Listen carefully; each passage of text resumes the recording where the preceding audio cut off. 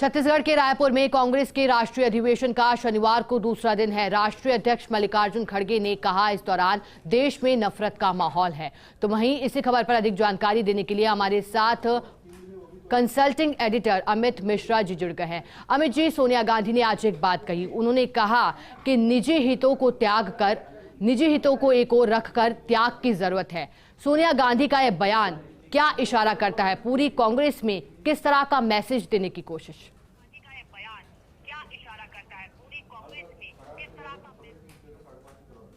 बिल्कुल, देखिए, कांग्रेस में जो पद पाने की और पद की लालसा से लोग आते हैं पार्टी में, उसको सोनिया गांधी का ये संदेश काफ़ी है। और जो पद पर बैठे ही रहना चाहते हैं, चिपके ही रहना चाहते हैं, उनको भी सोनिया गांधी ने ये संदेश दिया है कि पद की लालसा या इस तरह की जो लालसा आपके मन में है उसको त्याग करें। और सोनिया गांधी ने ये चीज़ बदस्तूर बताई थी जब वो यूपीए की चेयरपर्सन नहीं बनी थी। उन्हें प्रधानमंत्री पद की दावेदारी उनके साथ पेश की गई थी, उन्होंने उसको ठुकराया था। तो त्याग की एक प्रतिमूर्ति के तौर पर सोनिया गांधी कांग्रेस में जानी जाती रही हैं। उन्होंने वही फॉर्मूला अब कांग्रेस के उन नेताओं के लिए कहा है जो पद की लालसा के लिए ही पार्टी में आते हैं या पार्टी में चाहत रखते हैं। हालांकि राजनीति में पद की लालसा से ही लोग आते हैं, ये भी उतना ही बड़ा सच है और उस सच को कहीं झुटलाया नहीं जा सकता कि जो व्यक्ति सत्ता में आसीन है, पद पे आसीन है, वो अपने पूरे जीवन काल तक उस पद पर रहना चाहते हैं। ये बदस्तूर एक प्रक्रिया है राजनीति की। खैर, सोनिया गांधी के इस विषय पर अपने विचार हैं, लेकिन मैं बताऊं उससे ज्यादा जो इंपॉर्टेंट बात है, उससे ज्यादा जो प्रमुख बात है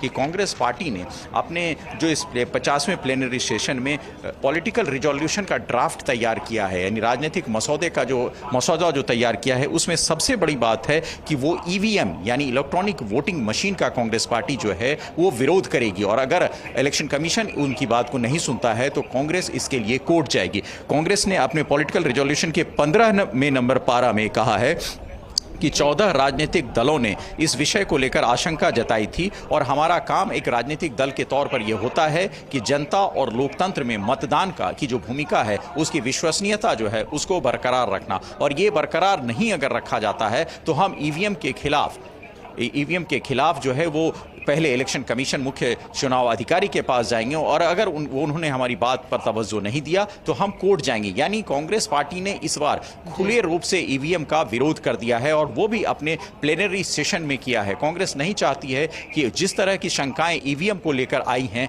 और वो ईवीएम पे लगातार सवाल खड़े हुए हैं, अब अगले चुनाव में ईवीएम की कोई भूमिका हो, क्योंकि कांग्रेस ने उसमें जिक्र किया है कि कंप्यूटर साइंटिस्ट, स्पेशलिस्ट, इन सब से उन्होंने बात की।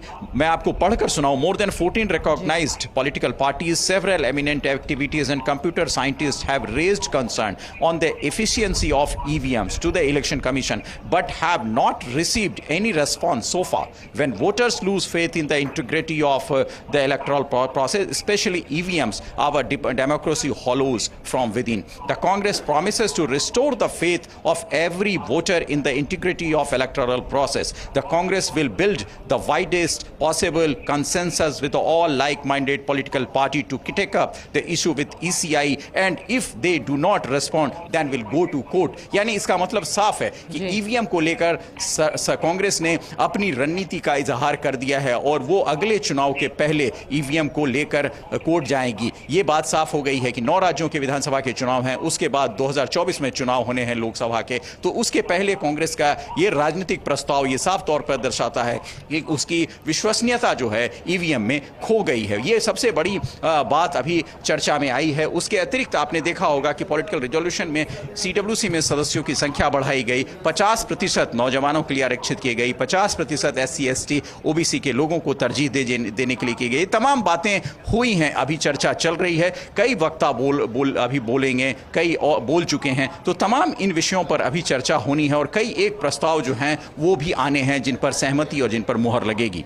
अमित जी, एक और सवाल आपसे रहेगा, क्योंकि आपने बताया कि कांग्रेस ने अपनी भूमिका को स्पष्ट किया है ईवीएम को लेकर, लेकिन आधार यहां क्या रखा जाएगा? एक तो सवाल आपसे अमित जी ये, और ये भी जानकारी मिल रही थी कि इस अधिवेशन के दौरान जो है संविधान में भी परिवर्तन किया जाएगा। इसको लेकर के क्या अपडेट है अमित जी आपके पास?